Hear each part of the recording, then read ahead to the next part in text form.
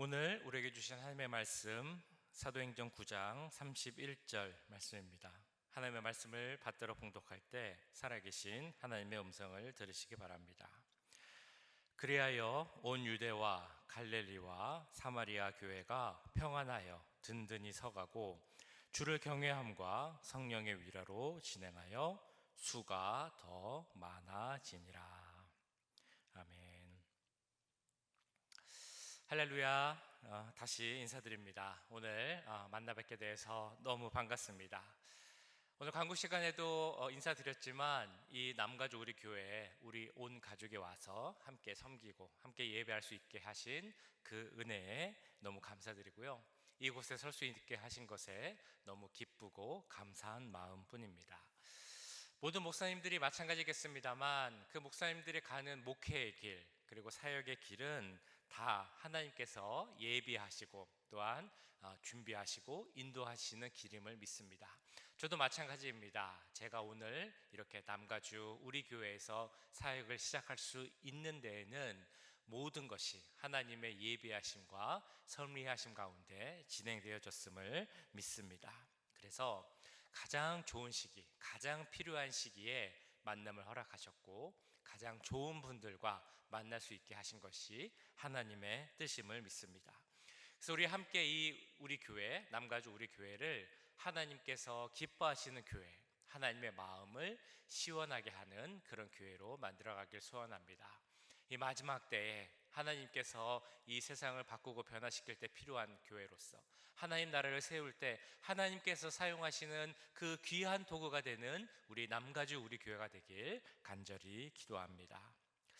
자, 오늘 2025년 첫 주일 설교이기도 하고요. 제가 와서 처음으로 인사드리면서 하는 설교이기 때문에 제가 어떤 비전과 목표를 갖고 이제 목회를 할지를 설교 드려야 할 텐데요.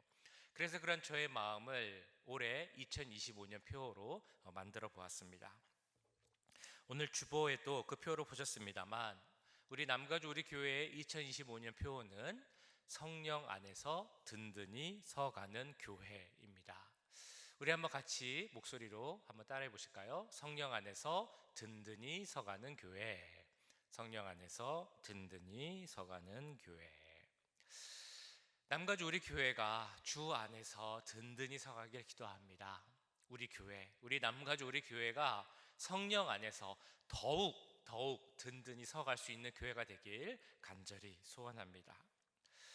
자, 그렇다면 우리 교회가 주 안에서 성령 안에서 든든히 서가기 위해서 필요한 것은 무엇이 있겠습니까?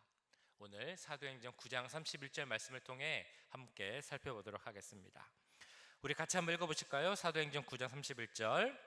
그리하여 온 유대와 갈릴리와 사마리아 교회가 평안하여 든든히 서가고 주를 경외함과 성령의 위로로 진행하여 수가 더 많아지니라.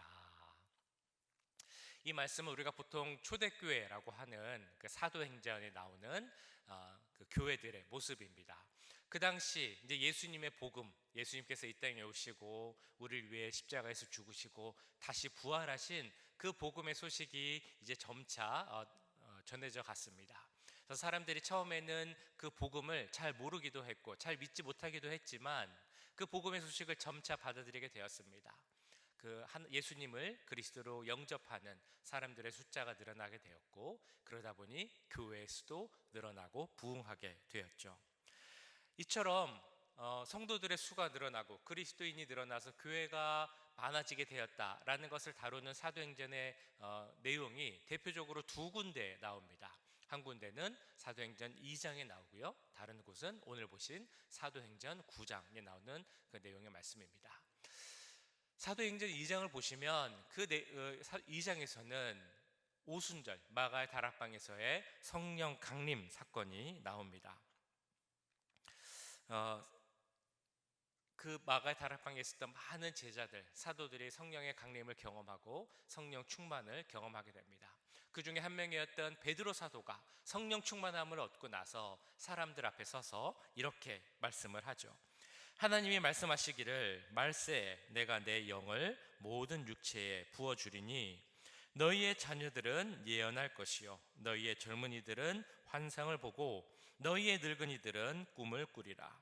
그때에 내가 내 영을 내 남종과 여종들에게 부어주리니 그들이 예언할 것이요 또 내가 위로 하늘에서는 기사를 아래로 땅에서는 징조를 베풀리니 곧 피와 불과 연기로다. 주의 크고 영화로운 날이 이르기 전에 해가 변하여 어두워지고 달이 변하여 피가 되리라. 누구든지 주의 이름을 부르는 자는 구원을 받으리라 하였느니라. 베드로가 이렇게 사람들 앞에서 예수 그리스도의 그 소식과 복음을 전하게 됩니다. 그 복음을 듣고 사람들이 마음이 찔려서 걱정하면서 베드로 사도에게 이렇게 묻습니다. 그러면 제가 어떻게 해야 됩니까? 어떻게 해야 구원을 받습니까? 이러한 질문에 대해 베드로가 이렇게 답을 하게 되죠. 베드로가 이르되 너희가 회개하여 각각 예수 그리스도의 이름으로 세례를 받고 죄 사함을 받으라. 그리하면 성령의 선물을 받으리니. 이러한 그 베드로의 설교를 듣고 그때 회개하고 죄 사함을 받고 예수님을 영접하여서 구원받게 된 사람이 무려 3,000명이나 되었다라고 증거하고 있습니다.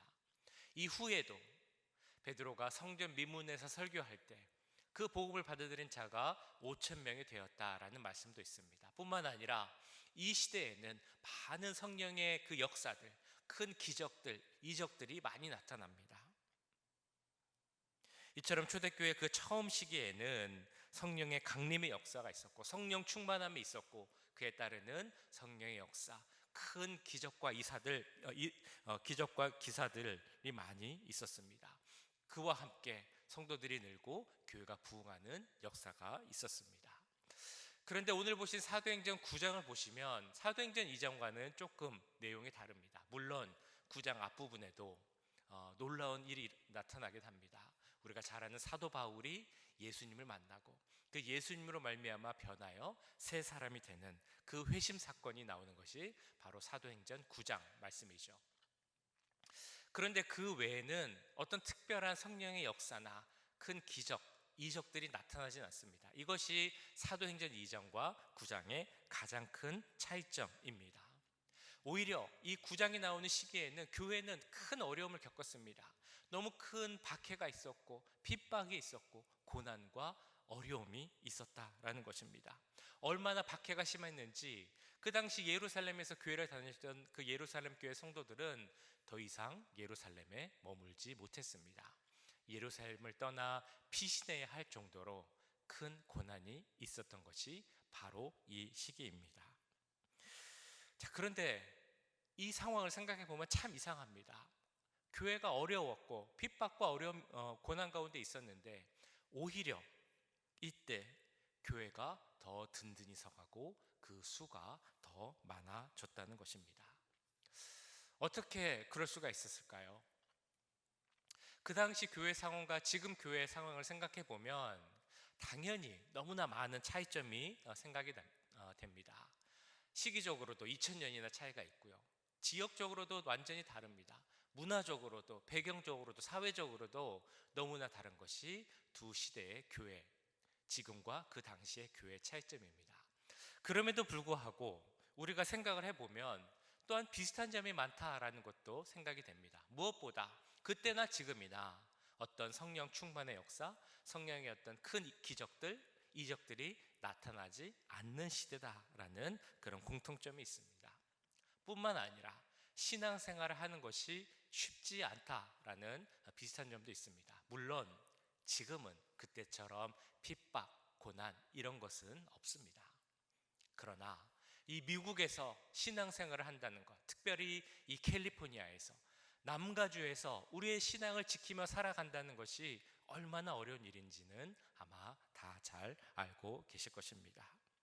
그러다 보니 어떤 교회가 부흥하였다라는 그 부흥의 소식을 듣는 것도 참 어려운 시대입니다. 자, 그런데 분명한 것은 그렇게 어려운 상황이었지만 그 상황에서도 교회는 든든히 서가고 수가 늘어갈 수 있는 그런 교회가 있었다는 것입니다.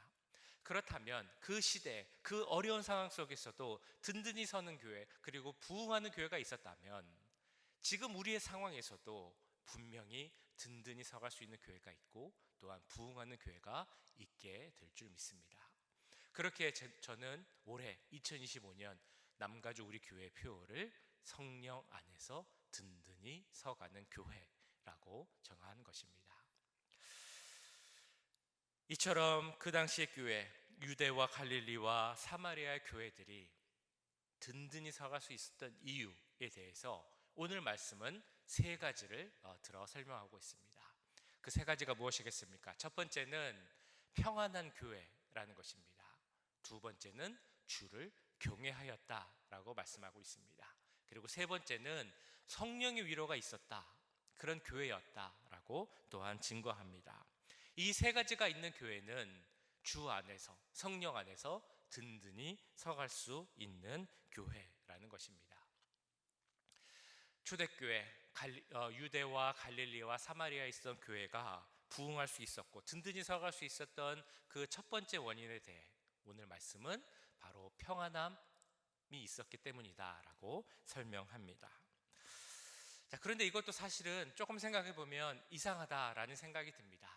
왜냐하면 제가 계속 말씀드렸던 것처럼 그 당시 외부적 상황이 너무 어려운 상황이었기 때문에 교회가 평안하다라는 것은 참 있기가 어려운 상황이었기 때문입니다. 핍박과 고난 가운데 있었지만 교회는 평안하였다. 이게 무슨 의미겠습니까? 외부적으로는 어려웠지만 내부적으로는 평안함을 가질 수 있었다라는 의미겠죠. 이 말은 바꿔 말하면 교회가 누릴 수 있는 평안, 즉 하나님이 우리에게 주시는 평안은 우리의 눈에 보이는 외부적 상황, 조건 혹은 환경하고는 상관이 없는 그런 평안이라는 것입니다. 한 초등학교의 선생님이 아이들에게 숙제를 내줬다고 합니다. 숙제는 뭐였냐면 그림을 그리는 숙제였는데 평안 혹은 평화를 주제로 그림을 그려오라고 하였습니다. 그 아이들이 숙제를 냈는데 그 중에서 두 작품이 이제 상을 줄 수 있는 후보 작품으로 뽑혔습니다. 근데 그 두 그림을 보면 평안을 주제로 한 그림은 같았는데 그림이 주는 그 느낌은 완전히 달랐습니다. 첫 번째 그림은 누가 봐도 이 그림 참 평화스럽다, 평안함을 느낀다라고 느낄 수 있는 그런 그림입니다. 하늘은 파랗고 구름이 있습니다. 그 앞에, 그리고 집이 한 대 있는데 그 앞에는 시냇물이 잔잔하게 흐르고 있습니다. 집은 따스한 햇살이 쪼이고 있었고요. 그 마당에는 조그만 강아지 한 마리가 기지개를 피면서 졸고 있는 그런 모습입니다. 참 평화스러운 그런 모습의 그림이죠. 두 번째 그림은 그런데 완전히 달랐습니다. 그 그림에는 폭풍우가 치고 있었습니다. 그리고 배경에는 날카로운 그런 가파른 절벽이 있는 그림입니다. 그런데 그 절벽 가운데 안으로 움푹 들어간 패인 그런 틈이 있는데요. 그 틈 안에는 한 새의 가족이 있었습니다. 어미새가 이렇게 날개를 펴고 있고 그 안에 아기 새들이 있는데 그 아기 새들은 엄마의 품 안에서 이렇게 새근새근 자고 있는 모습을 그린 것이 두 번째 그림입니다. 둘 다 평안 혹은 평화를 그린 그림이라고 할 수 있을 것입니다. 그런데 그 중에서 어떤 그림이 오늘 성경 본문이 말씀하고 있는 평안이라는 그 주제와 같은 그림이라고 할 수 있을까요? 바로 두 번째 그림이겠죠. 하나님이 주시는 평안을 나타내고 있습니다. 그 평안은 폭풍우가 분다 할지라도, 정말 가파른 절벽 가운데 있다 할지라도 하나님께서 우리를 이렇게 품어주시면 우리가 그 안에서 평안함을 느낄 수 있는 것, 이것이 바로 하나님이 주시는 평안입니다. 우리는 그것을 샬롬이라고 표현을 하죠. 자, 이렇게 생각해 보면 하나님이 주실 수 있는 평안, 그 샬롬은 바로 하나님께서 주시는 것이기 때문에 우리가 이 평안을 얻기 위해서는 하나님과의 바른 관계를 맺어가는 것이 중요합니다. 다르게 말하면 우리가 하나님과의 바른 관계를 맺지 못하면 우리 가운데 진정한 평안을 맺을 수 없다는 것입니다. 여기 나오는 초대교회들, 유대와 갈릴리와 사마리아에 있는 교회들이 그 심한 핍박과 박해 속에서도 하나님의 평안함을 누리는 교회였다라고 말할 수 있는 것은 어떤 의미겠습니까? 이 교회들이, 그리고 교회 성도들이 하나님과 바른 관계를 맺고 있었다라는 것입니다. 하나님과 함께하며 바른 믿음 위에서 서는 교회였다라는 것이죠. 그렇기에 그 교회들이 평안할 수 있었다라는 것입니다. 바로 이 평안함, 즉 하나님과 바른 관계와 믿음 가운데 서가는 것이 바로 교회가 든든히 서가는 데 필요한 출발점인 것입니다. 자, 그리고 이처럼 교회가 하나님과 바른 관계를 맺고 믿음 가운데 선다는 것은 다르게 이야기해 보면 그 교회는 주를 경외하는 교회다라고 할 수 있습니다. 교회가 든든히 서가기 위해서 필요한 또 다른 요소, 바로 주를 경외하는 것입니다. 경외가 어떤 말입니까? 그 낱말의 의미는 두려워하지만 존경하는 것이라는 의미가 있는 그런 말입니다. 그렇기 때문에 하나님과의 바른 관계를 맺고, 그리고 그 하나님을 섬기며, 그리고 하나님을 바르게 예배하며 살아가는 자의 삶이 곧 하나님을 경외하는 자의 삶입니다.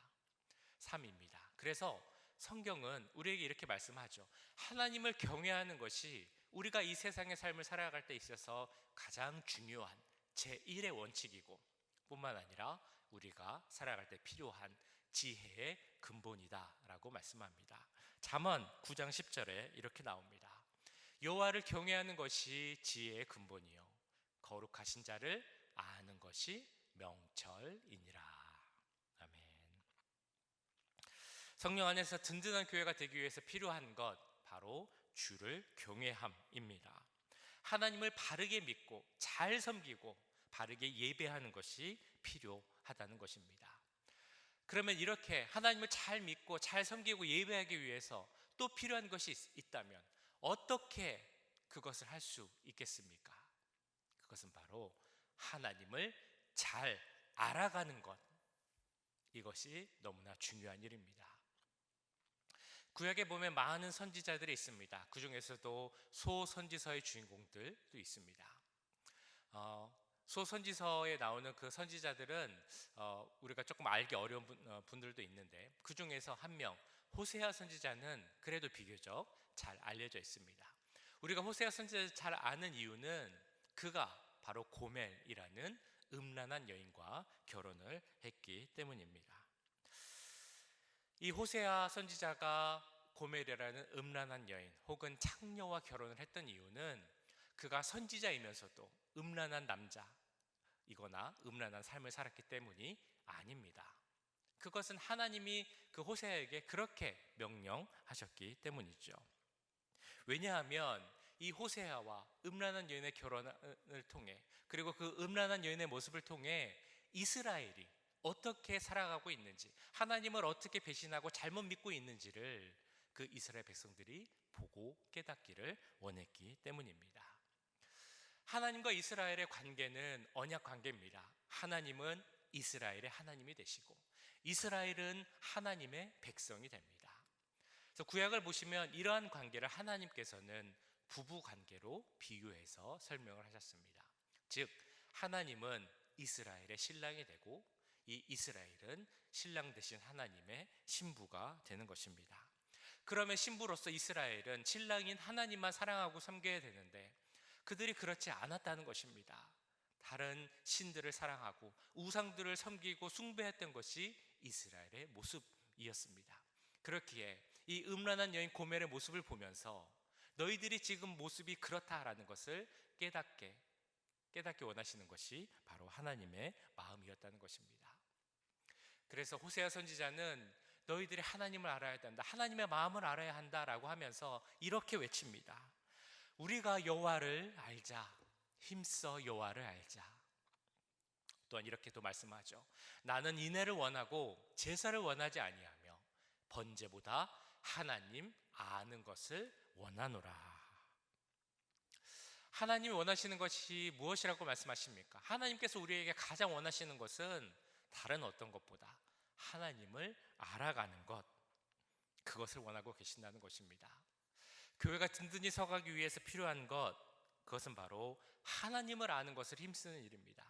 우리를 위해 이 땅에 오신 예수 그리스도를 아는 데 힘쓰는 것이 바로 우리에게 필요한 일입니다.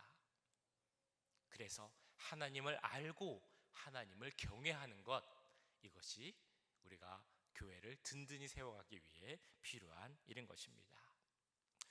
이처럼 하나님과 우리 백성된 우리들의 관계를 부부 관계로 비유해서 설명하는 것은 그 이후에도 계속 나옵니다. 신약 성경을 보시면 바울도 그렇게 비유해서 설명을 하죠. 예수 그리스도와 우리 교회의 관계를 신랑과 신부의 관계로 비유해서 표현을 합니다. 얼마 전에 제가 이제 담임 목회를 시작하게 되었다라고 제가 아는 목사님께 가서 이제 인사도 드리고 또 기도도 받고 그런 일이 있었습니다. 그 목사님께서는 저에게 이렇게 조언을 하셨습니다. 새로운 담임 목사와 교회 그리고 성도들이 만나는 것도 남자와 여자가 만나서 부부 관계를 맺고 시작하는 것과 비슷하다라는 그 비슷한 비유를 들어 설명을 하셨습니다. 부부 관계가 되었으니까 서로 아껴주고 사랑해야 한다라고 이제 말씀을 하신 것입니다. 뿐만 아니라 또 필요한 것이 있는데 서로 잘 알아가는 것, 이것이 너무나 중요하다라고 말씀하셨습니다. 너무 중요하고 맞는 말씀이죠. 우리가 주 안에서 하나 되어야 우리 남가주 우리 교회가 든든히 서갈 수 있는 건 아니겠습니까?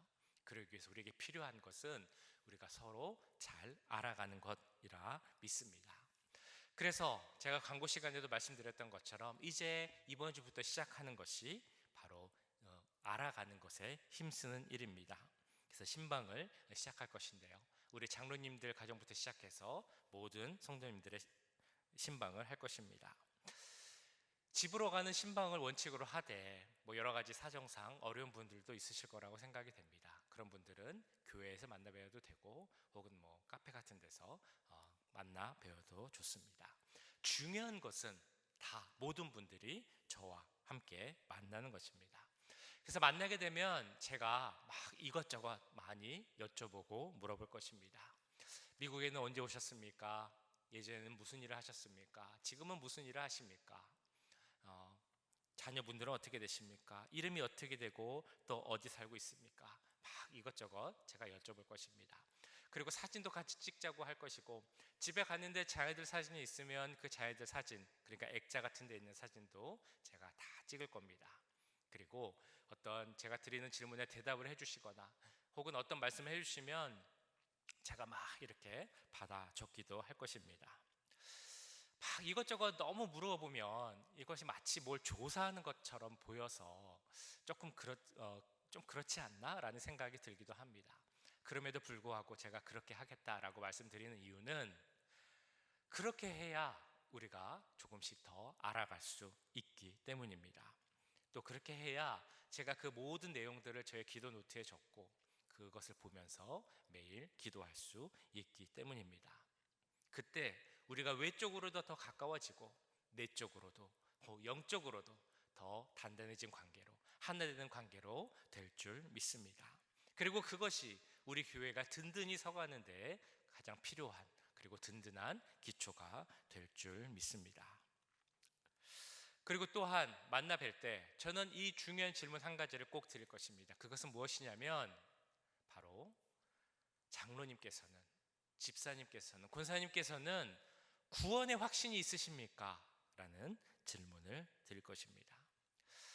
이런 질문을 들으시면 어떤 분들은 마음속으로 이런 생각을 하실지도 모르겠습니다. 아니 목사님, 제가 교회 다닌 지 몇 년인지 아세요? 신앙생활 한 지 몇십 년이 되었습니다. 그런데 어떻게 저한테 구원의 확신을 물어보세요? 라는 생각 혹은 질문을 하실 수도 있습니다. 그 말씀도 사실 맞습니다. 그런데 어떻게 생각해 보면, 바꿔 생각해 보면 그렇기 때문에 시간이 조금 더 지나면 제가 그 질문을 드리는 게 더 이상하고 어려울 수도 있을 것 같습니다. 그래서 처음 만나면 제가 여쭤보려고 합니다. 그래도 걱정 안 하셔도 되는 것은 교회에서 이렇게 어디 가시는데 혹은 식사하고 있는데 제가 갑자기 가서 구원 받으셨어요? 구원의 확신이 있으세요? 라고 물어보지는 않을 것입니다. 그 상황에 맞춰서 제가 여쭤볼 것입니다. 그럼에도 불구하고 제가 이것을 꼭 여쭤봐야 하는 이유가 있습니다. 구원은 교회를 오래 다녔다고 얻을 수 있는 것이 아닙니다. 구원은 교회에서 봉사를 많이 하고 일을 많이 하고 섬겼다고 해서 받을 수 있는 것이 아니기 때문입니다. 본인이 마음으로 믿어야 하고 또한 입술로 고백해야 합니다. 이에 대해서 로마서 10장 10절은 이렇게 말씀합니다. 사람이 마음으로 믿어 의에 이르고 입으로 시인하여 구원에 이르느니라. 제가 여기 이렇게 서 있는 이유, 이 남가주 우리 교회 담임 목사가 된 가장 중요한 이유라면 바로 그것 때문일 것입니다. 여러분들의 구원의 확신이 있는지, 즉 예수님이 그리스도라는 그 사실을 내가 마음으로 믿을 수 있고 입으로 시인할 수 있는 그 믿음이 있는지, 그 믿음으로 말미암아 구원의 확신을 얻을 수 있는지, 그것을 확인하는 것이 저의 가장 중요한 일이라 믿습니다. 물론 이 일은 제가 하는 것은 아닙니다. 하나님께서 하시는 일이고 예수 그리스도의 은혜 가운데서 성령께서 하시는 일입니다.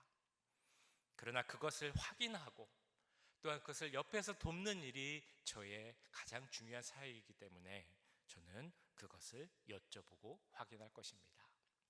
그래서 제가 이렇게 여쭤볼 때, 목사님, 저는 구원의 확신이 있습니다. 예수님이 저의 구원자이심을 믿기에 제가 죽은 후에도 그것으로 끝이 아니라 저에게는 하나님 나라에서의 영생의 삶이 있음을 저는 확신합니다 라고 대답하신다면, 저는 그분과 함께, 그렇다면 하나님 감사합니다. 이 구원의 확신의 은혜를 주셔서 감사합니다.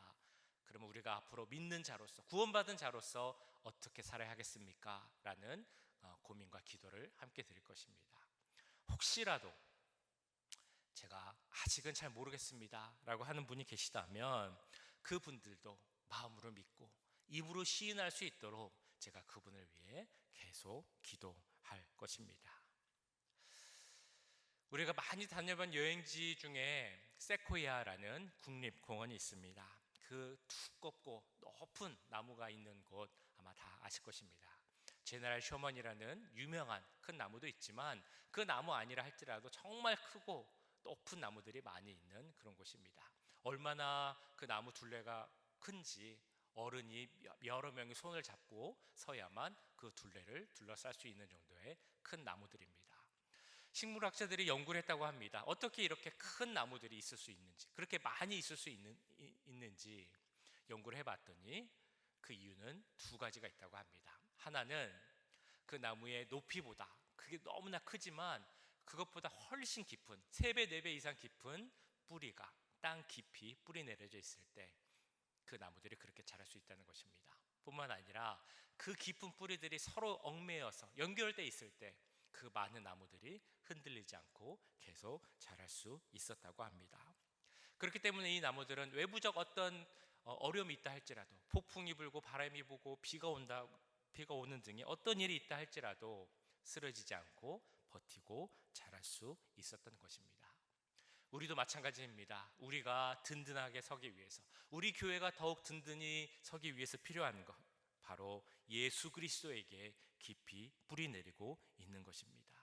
그리고 예수 그리스도 안에서 우리가 하나 되어서 서로 연결되어 있을 때 우리 교회에 더욱더 든든히 서가게 될 줄 믿습니다. 우리 교회와 모든 성도분들이 우리 예수님께 깊이 뿌리 내기를 간절히 소원합니다. 그래서 하나님과의 바른 관계가 맺어지고 하나님을 주시는 평안한 가운데 살 때, 그리고 주를 알아가고 주를 경외하며 힘쓸 때 우리 교회가 성령 안에서 더욱 든든한 교회가 될 줄 믿습니다. 그리고 우리 교회가 이렇게 든든한 교회가 될 때 날마다 그 수가 늘어나는 부흥의 은혜도 우리 교회 가운데 임하게 될 줄 믿습니다. 이 귀한 은혜가 이 자리에 함께 계신 모든 분들 가운데 2025년 가득히 충만히 임할 수 있기를 주님의 이름으로 간절히 축원합니다. 아멘.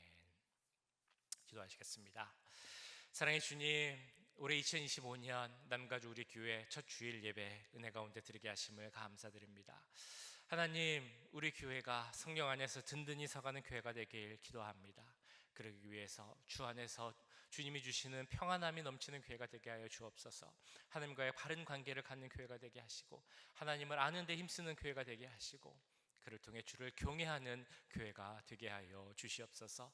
그래서 예수 그리스도께 깊이 뿌리내는 교회가 되게 하시고 그로 말미암아 더욱 든든히 서가는 교회, 그 은혜가 넘쳐서 그 수관을 하고 부흥하는 교회가 될 수 있도록 주님 함께하여 주시옵소서.